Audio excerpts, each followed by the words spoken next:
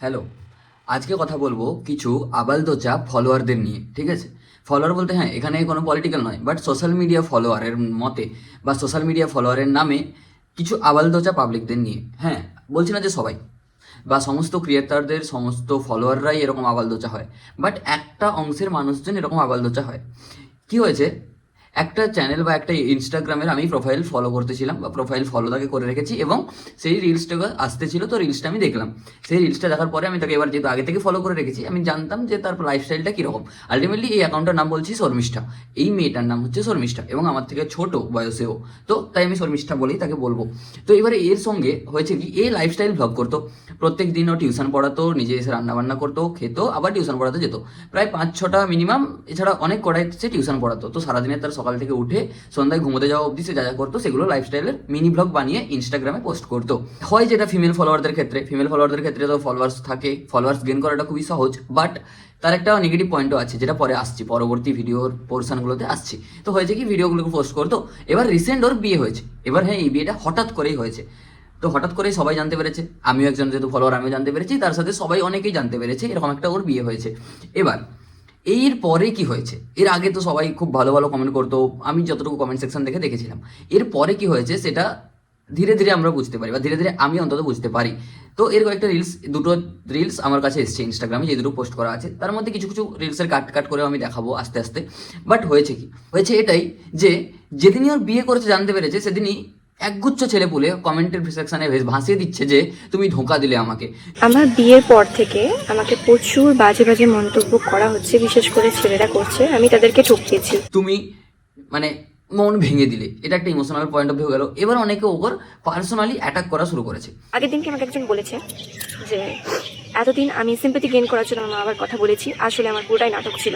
এবার হ্যাঁ, একটা ডিসক্লেমার দিয়ে রাখি যে এই শর্মিষ্ঠার মা বাবা নেই, বাট এমন না যে ফ্যামিলি মেম্বার কেউ নেই, মা বাবা নেই। ওকে, তো ওর মা বাবা নেই, তো মাঝে মাঝে কয়েকটা জাস্ট ভিডিওতে কিছু সেকেন্ডের জন্য ওর মা বাবার ফটো দেখা যেত।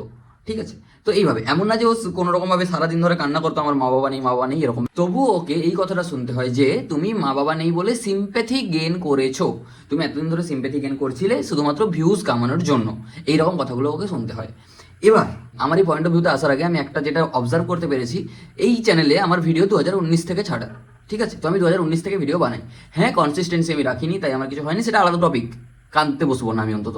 বাট আমি আমার খুশির জন্য ভিডিও বানাই, তাই আমি 2019 থেকে। তো আমি 2019 থেকেই ইউটিউব কীভাবে কাজ করে মোটামুটি আমি জানি, পুরোটা না জানলেও। তো এখান থেকে আমি বুঝতে পেরেছি যে যেই সমস্ত ফলোয়ার্সগুলো থাকে তারা সব কিছু কিন্তু লয়াল নয়, বা সবাই কিন্তু লয়াল নয়, কিছু কিছু চোদনাও হয়। যাই হোক, কেন চোদনা বললাম আসছি। ভাই, যেই ফলোয়ারগুলো এখন এইরকম কমেন্ট করছো, যেই ফলোয়ারগুলো এখন এইরকম বিহেভ করছো, তারা ভাই কিসের আশা রাখছিলে তুমি? যে একটা সোশ্যাল মিডিয়া ইনফ্লুয়েন্সার, আমি ওকে ফলো করবো, কেন তুমি ফলো করবে? কারণ তুমি তার কন্টেন্ট দেখেই ফলো করবে না। এবার তুমি যদি কোনো ফিমেল কন্টেন্ট ক্রিয়েটারের শরীর বা সৌন্দর্য দেখে ফলো করো, তাহলে তো তুমি চুতিয়া ভাই, তোমার টেস্টোস্টেরনের সমস্যা আছে। এবার আসি যে এদের মানে হঠাৎ করে বিয়ে হলো, হঠাৎ করে বিয়ে হওয়ার পরে কি কি সমস্যা শর্মিষ্ঠাকে ফেস করতে হয়েছে। এবার এটা শুধুমাত্র যে শর্মিষ্ঠার গল্প তেমনটা কিন্তু নয়, এটা শর্মিষ্ঠার মতো অনেক কম ফলোয়ার্স যুক্ত বা অনেক বেশি ফলোয়ার্স যুক্ত ফিমেল কন্টেন্ট ক্রিয়েটারদের সঙ্গে এটা ফেস করতে হয়েছে।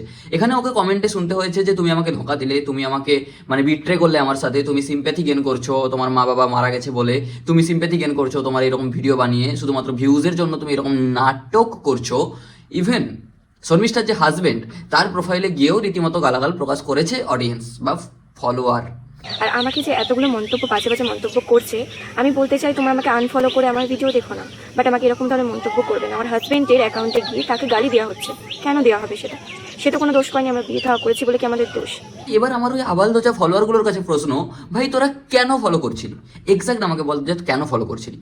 আইদার তোর কন্টেন্ট ভালো রাখবে বলে তুই ওকে ফলো করেছিস, যেটা একটা ফলোয়ারের হওয়া উচিত। ফলোয়ার মানে কি, তার কন্টেন্ট ভালো লেগেছে তাই আমি আমার কন্টেন্ট ক্রিয়েটারকে ফলো করেছি, সিম্পল অ্যাজ দ্যাট।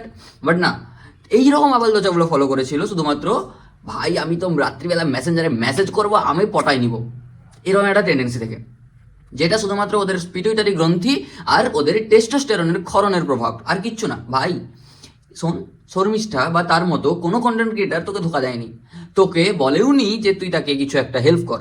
সে তার নিজের পায়ে দাঁড়ানোর জন্য, নিজের একটা ইমেজ বা নিজের একটা নিজেকে প্রতিষ্ঠিত করার জন্যই সেগুলো করছিল এবং করবে।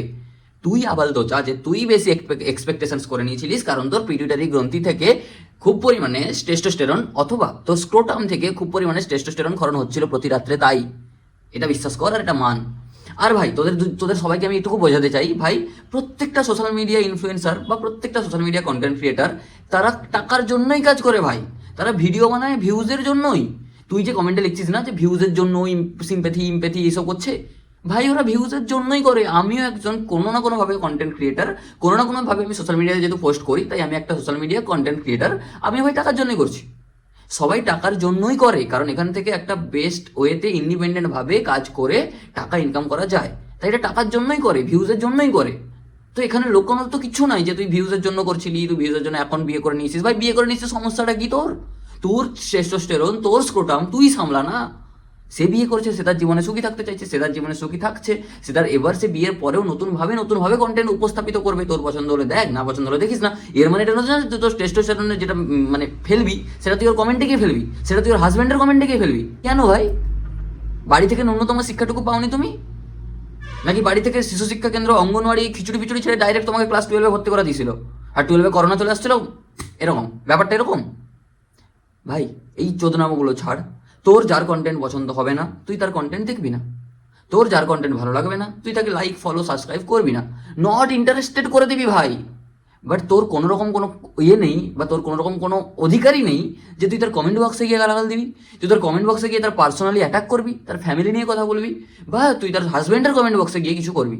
সেম নাটকটা মেল বা ছেলে কন্টেন্ট ক্রিয়েটারদের সাথেও এমনটা হয়, বাট এতটা জোরালোভাবে হয় না যতটা মেয়েদেরকে ফেস করতে লাগে। মেয়েরাও ভাই ছেলেদের বিয়ে করে নিলে কয়েকদিন আগে বঙ্গায় যেদিন তার গার্লফ্রেন্ডকে রিভিল করে সেদিন বলছিল মেয়েরা, আমার বুক ভাঙিয়ে গেল, আমাকে ধোকা দিল দেবদা, এইরকম একটা নাটক চলে ভাই। ক্লিয়ার কাট কথা ভাই, ফলোয়ার তুমি ওকে, তোমার কাজ ভালো লাগে তাই তুমি ওকে ফলো করো, ছেলে হোক বা মেয়ে হোক। কাজ ভালো না লাগবে আনফলো করে নট ইন্টারেস্টেড করে দিবে, সিম্পল এস দ্যাট। বাস তার মানে এটা না যে তোমার কেউ মন ভাঙলো, তোমার কেউ মনের দায়িত্ব নিয়ে রাখছিল, এরকম কোনো ব্যাপার নয় ভাই। কেউ কোনোদিন তোকে কোনো প্রতিশ্রুতি দেয়নি যেটা ভাঙবে, যেটা নেতারা দিয়ে থাকে, প্রতিশ্রুতি দিয়ে ভাঙিয়ে দেয়। তুমি তো নেতাদের কাছে গিয়ে বলতে পারো না আমার মন ভাঙিয়ে দিছো, জানে পোঁদে একটা লাথি মারবে, পুলিশ একটা তেল লাগায় লাঠি ঢোকাই দেবে না, তোমার ইমোশন একদম গাধার পশ্চাৎপদে চলে যাইবে। ঠিক তুমি জানো, তুই জানিস বা তুমি জানো ভালোভাবে যে কোথায় কিভাবে অ্যাটাক করলে হয়। এরকমই চুতিয়া তোমরা ভাই। ফলোয়ার মানে না সবসময়, অবভিয়াসলি একটা কন্টেন্ট ক্রিয়েটারের কাছে ফলোয়ার খুবই গুরুত্বপূর্ণ একটা ব্যাপার, কারণ ফলোয়ার না থাকলে ভিউজ আসবে না, ফলোয়ার না থাকলে রিচ হবে না, আমি টাকা পাবো না, বা আমার মনিটাইজেশনও অন হবে না।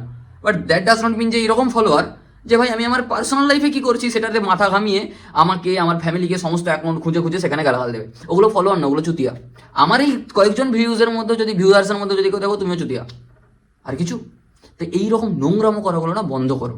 বহুত হয়ে গেছে, স্বাধীনতার অনেকদিন হয়ে গেছে নোংরামো ব্রিটিশ করতো, সেই ব্রিটিশদের মতো নোংরামো একটা বাংলা মানে অন্যভাবে নোংরামো। তোমাদের ভাই মেন্টালিটিটা ওই ব্রিটিশদেরই রয়ে গেছে এখনো। মেন্টালিটিটা তোমাদের ওই নোংরা জঘন্য আদি মানব এর থেকে ভালো করতো ভাই। উলঙ্গ থাকতো ওরা বনে জঙ্গলে, তাও কেউ কাউকে রেপতে যেত না, যেটা এই সমাজে করে।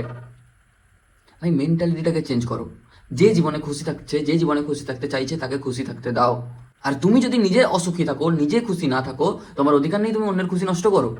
টেস্টোস্টেরন জীবনে বাড়ছে, মেয়েদের ক্ষেত্রে প্রোজেস্টেরন জীবনে বাড়ছে, পিটুইটারি গ্রন্থি আছে তার মানে উথাল পাথাল হচ্ছে। বিভিন্ন ওয়েবসাইট ভিপিএন লাগিয়ে দেখে নাও ভাই। জীবনে কারোর জীবন নষ্ট করতে যাও না তোমার ইস্ট্রোজেন প্রোজেস্টেরন আর স্ক্রোটামের নাটকের জন্য। ওকে, এর থেকে অভদ্রভাবে যদি আরো চাও ভিডিও তাহলে তোমরা কন্টিনিউ করো, আমি তো আছি। খুব অভদ্রভাবেও আমি গালাগাল দিতে পারি। আশা করি কি বুঝতে চাইছি বুঝতে পারছো। টাটা।